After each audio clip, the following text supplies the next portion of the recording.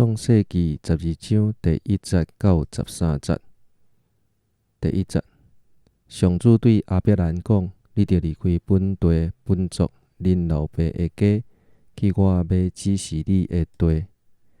我要互你成做大国，要祝福你，互你的名受敬重。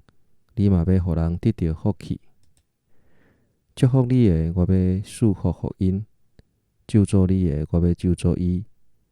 地上万族要因为你得到福气。亚伯兰照上主的吩咐就出去，罗德嘛甲伊去。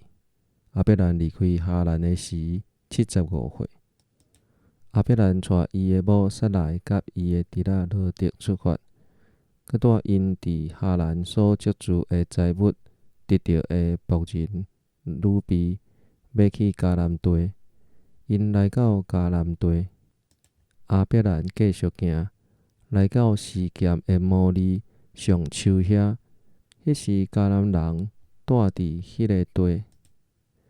上主对亚伯兰显现讲：我要将即个地赏赐你的后代。伊就伫遐为着伊显现的上主起一个祭坛。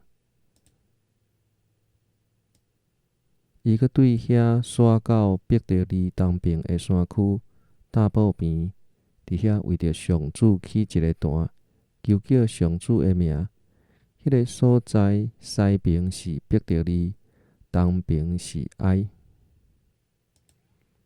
亚伯兰渐渐徙去南边的尼吉夫。